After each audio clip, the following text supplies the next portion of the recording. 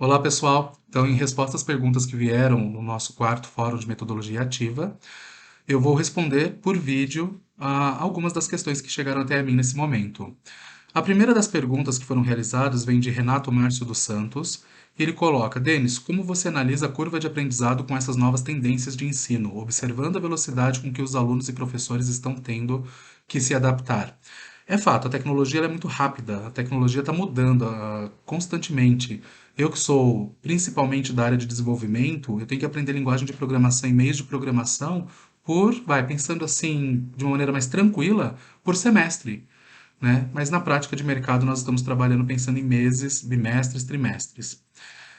Quando nós falamos sobre ferramentas de apoio pedagógico na educação, nós estamos falando de ferramentas que dependem de conectividade, de alunos conectados, de insumos, softwares e hardwares existentes nas instituições e de uma mudança, antes disso, de comportamento das pessoas e também dos modos de avaliação e construção pedagógica do plano pedagógico das instituições de ensino.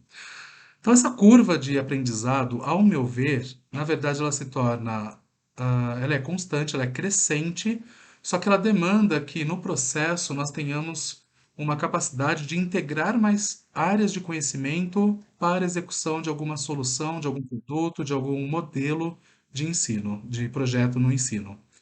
Então, eu vejo que a curva de aprendizagem, ela sempre será ascendente, ela é rápida, ela tem que ser rápida, mas é um rápido consciente, né? Então, não vejo que ele vá desacelerar, que o aprendizado passa a ser mais lento.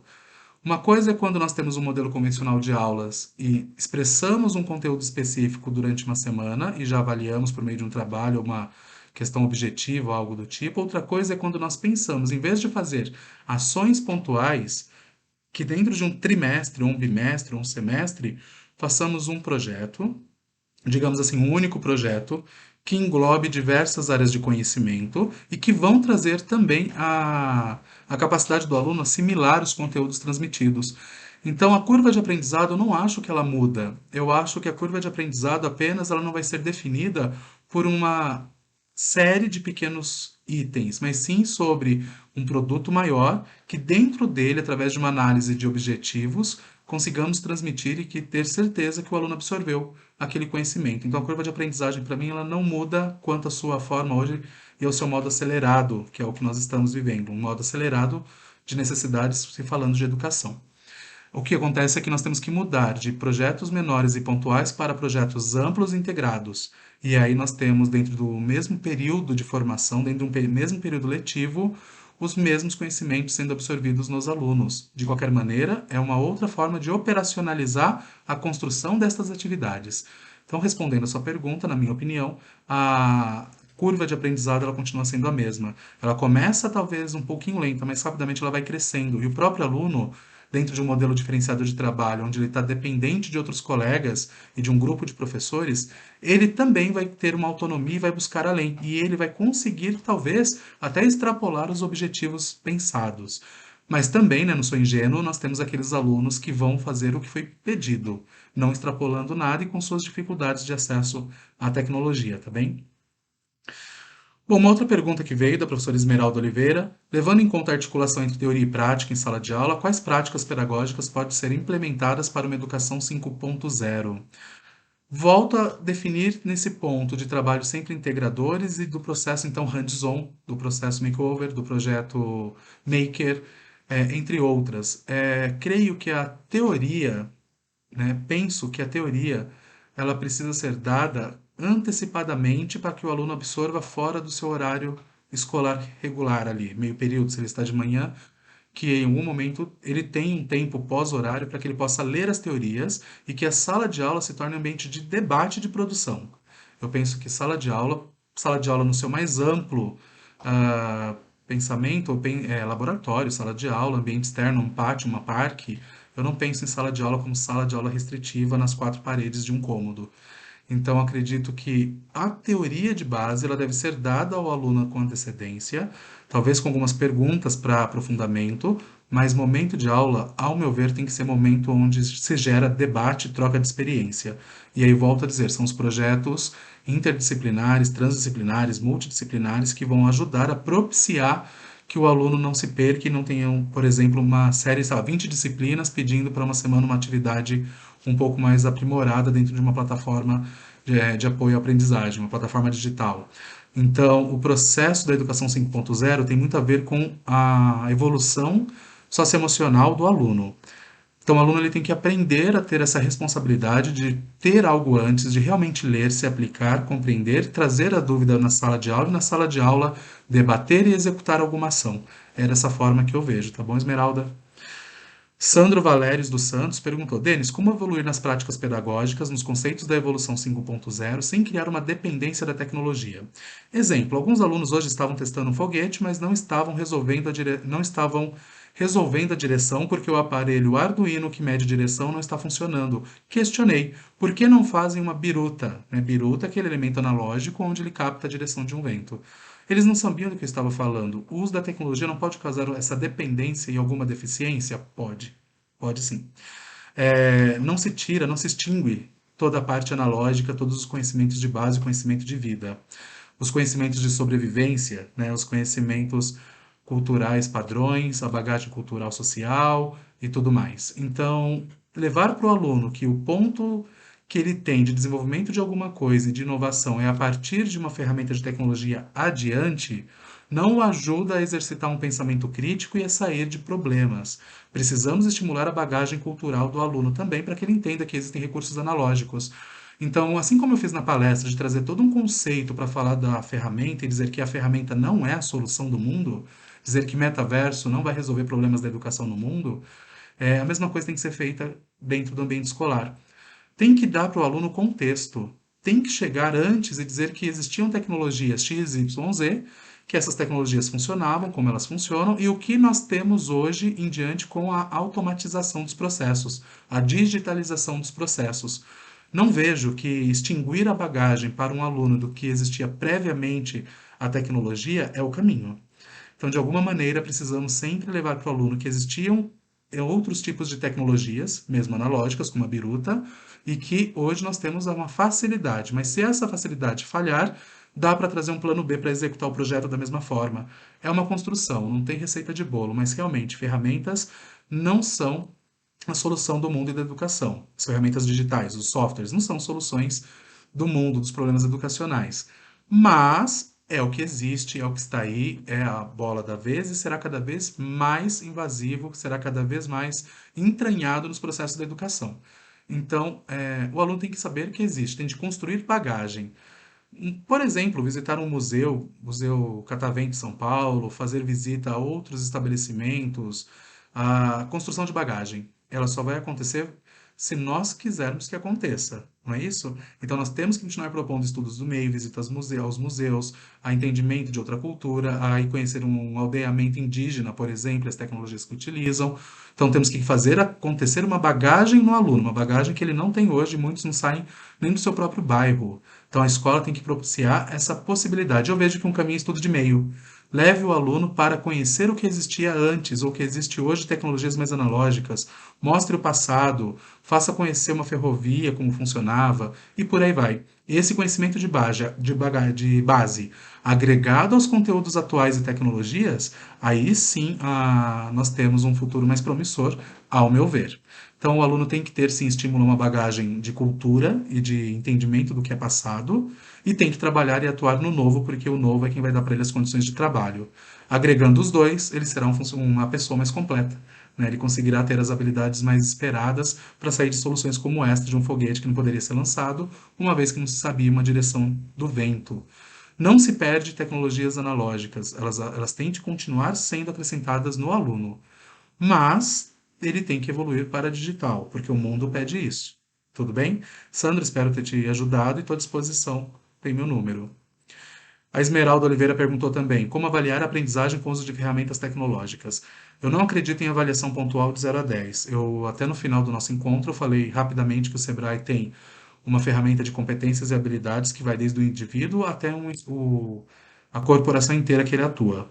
Eu vejo esse formato dentro da educação. Nós devemos avaliar o aluno pela sua construção e sua forma contínua de expressar o que está aprendendo. Então, eu penso muito em habilidade e competência E um dos caminhos que eu vejo é o Ninebox, que é uma ferramenta metodológica para avaliação, inicialmente corporativa, mas que se aplica muito bem dentro do ambiente escolar. Mas isso quer dizer uma mudança da prática docente, isso quer dizer uma mudança de currículo, isso quer dizer uma mudança de paradigmas escolares e de sistema de avaliação. Então é complexo. Eu não vejo como avaliar por meio de ferramentas, atividades pontuais, e se o aluno fez um elemento aparecer em QR Code, realidade aumentada, metaverso, eu não acho que é por aí, isso quebra todo o conceito do que nós estamos esperando de uma educação 5.0 e habilidades à frente do século XXI. Tá bom, Esmeralda? Simone Maria Geno perguntou também. Existem várias opções de metodologias que contribuem para a transferência do conhecimento. Entretanto, ainda temos um problema básico no Brasil. Internet. Enquanto a China já desenvolve algo da internet 6.0, no Brasil mal implantamos o 5.0. Em alguns pontos, em algumas capitais, qual mensagem que você dê em algumas capitais? Né? Nós ainda não implantamos o 5.0 em algumas capitais. Qual mensagem você deixa para motivar os professores que lidam com a necessidade de adequar suas aulas por meio da implantação dessas metodologias e ferramentas frente a problemas básicos como acesso à rede de internet? Não existe receita de bolo, não existe caminho certo, tá, Simone? O que acontece é o seguinte, a gente precisa entender onde nós estamos. Nós, como professores, precisamos saber possibilidades. Nós precisamos saber que existem muitos caminhos. Precisamos saber que existe possibilidades de metaverso. Precisamos saber que existem possibilidades para fazer um TikTok, como eu falei no fórum, onde a gente trata de educação. Quando nós sabemos o que é possível e o que existe, nós temos que partir para o ponto de entender a sociedade escolar que temos. Então, na unidade escolar, precisamos criar um censo. E nesse censo, saber, esse aluno, ele tem acesso à internet? Ele tem acesso à internet por meio de smartphone apenas? Ele tem conexão banda larga? Ele não tem acesso nenhum à internet? Ele não tem smartphone? Ele não tem computador? E por aí vai. Então, temos que criar um censo na unidade, conhecer a nossa unidade e não generalizar. Eu acho que um outro problema é a generalização das questões sobre acesso à internet. Eu tenho uma instituição de mais de 10 mil alunos e é óbvio que eu tenho um aluno que não tem nada e um aluno que tem tudo. Então, assim, vamos conhecer a nossa sociedade escolar, vamos ver as possibilidades existentes, vamos entender o que nós poderíamos fazer com ferramentas disponíveis e, a partir disso, trabalhar um objetivo. Num grupo de trabalho, quem disse que, vamos supor, um grupo de 5 pessoas, os 5 precisam de internet? Será que se ao menos um tiver lá um 3G, já não vai ser o suficiente para fazer o resultado final? Os demais participaram do planejamento, da construção de conteúdo. Em laboratórios, nas unidades escolares, eles participaram de fazer algum recurso digital, eles construíram um texto. Enfim, nós conseguimos trabalhar sim, é fato. Isso é um problema e vimos na pandemia. Mas, de novo, a gente vai ter que pensar em roteirização, nós vamos ter que pensar em objetivos, nós vamos conhecer a sociedade que nós temos na escola, e aí, pensando na escola, nós vamos agregar ferramentas digitais de apoio e até, quem sabe, chegar ao metaverso. Não acho impossível, e eu sei que não é 100% dos alunos de uma sala de aula que não tem recursos ou conectividade. Pode não ter qualidade no acesso, mas ainda assim terão algum tipo de conectividade. E sei que escolas, nem todas, têm acesso ao Wi-Fi. Então é uma questão de analisar. Analise a sociedade que você está inserida, a sociedade escolar, analise as tecnologias que a escola oferta, analise o que você já tem de conhecimento e de ideias, analise o que foi apresentado hoje, por exemplo, como ferramentas possíveis, analise os objetivos e como construir um trabalho interdisciplinar de uma maneira integrada, pense em grupos baseando em tecnologia e em acesso à tecnologia. Não deixe que um grupo de pessoas que tenham todos os smartphones, conexão internet e smartphone, fiquem num único grupo. Faça uma mediação, crie um ambiente mais corporativo. Fala, equipe de trabalho não quer dizer que é colega ou deixa de ser colega. É um ambiente de trabalho. E aí você coloca e tenta, dentro de uma turma, dissolver as dificuldades. Então, quantos têm internet? Tal, então cada um num grupo. Quantos têm acesso a um computador? Tal, cada um em um grupo. E aí com isso você monta um grupo com diferenças e que vai trazer o crescimento do indivíduo dentro dessas diferenças do mesmo grupo. As trocas de experiências serão enriquecedoras, tanto para aquele aluno que já tem muita coisa, que tem uma família próspera, quanto aquele aluno que menos tem. Essa troca será muito importante, mas o papel do professor é o mediador da situação. Tá bem? Então, Simone, eu espero ter ajudado na resposta. De novo, não existe uma resposta certa, uma resposta definitiva. A última, Sueli Ferreira Colonna. Denis, são ferramentas excelentes, mas foi o que você disse. Precisamos analisar a realidade de cada escola. Há unidades que nem possuem Wi-Fi. É o que eu acabei de responder a Simone. Entendo isso. Então, precisamos pensar em como gerenciar e não fazer. né? O não fazer, eu acho que não é uma opção para gente. Nós temos que fazer acontecer.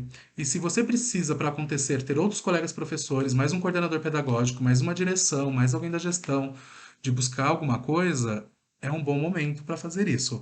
Os alunos também têm sua parte, né? Não temos que entregar 100% para o aluno de insumos, mas temos que entender a nossa sociedade escolar. Então, os nossos alunos têm qual perfil? Um dos caminhos, um dos primeiros passos é fazer, desculpem, é fazer o censo.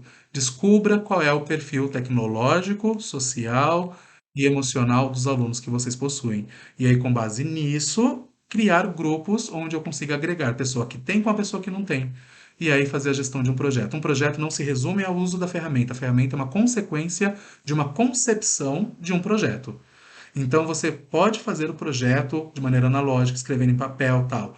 Em algum momento você vai consolidar ele numa ferramenta. E aí dentro do grupo, tendo um ou dois componentes com esse acesso, podem ajudar. E a escola, muitas podem ter laboratórios de tecnologia, podem abrir em contraperíodo para que o aluno possa estudar. Então, são caminhos. De novo, não estou dizendo que é uma realidade para todo mundo ou que não é para todo mundo, mas as dificuldades existem e eu só vejo que a opção que nós temos é de qualquer maneira tentar ir à frente, não deixar com que isso já nos desestimule de imediato e não tentemos.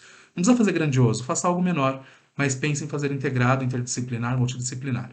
Acredito que esse é o caminho. Tá bom, Sueli? Espero ter ajudado na resposta. Ademais, eu agradeço a todos, novamente, por terem me ouvido um pouco sobre as ideias que foram colocadas, sobre as ferramentas que foram mostradas ali naquele momento.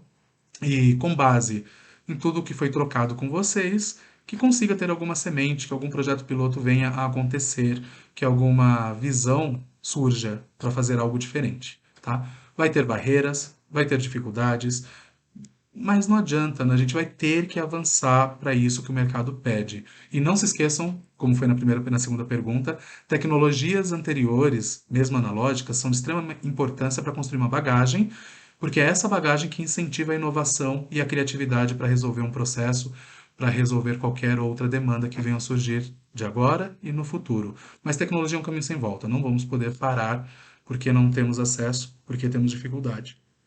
Desculpem, eu acredito que nós temos acesso de alguma maneira, mesmo que precariamente. Isso já é o suficiente para um start menor. E com o tempo, vão se justificando novos investimentos e vamos melhorando dentro do processo. Pessoal, muito obrigado. Deixa aqui meu WhatsApp, é 11 942 008707. Entrem em contato, estou à disposição e estou com vocês. Sou professor como vocês e todas as dificuldades que vocês estão apresentando são todas que eu passo, algumas com menor impacto, outras de grande impacto, mas o que eu digo é, já tive primeiros resultados com um grupo de alunos que eu tenho, e é muito bom, é muito engrandecedor. O próprio aluno, ele cresce muito como pessoa. Não se esqueçam que soft skill, essa questão do socioemocional e socioeconômico, também é muito importante dentro do processo. Tá bom, gente? Muito obrigado e estou à disposição. Até mais.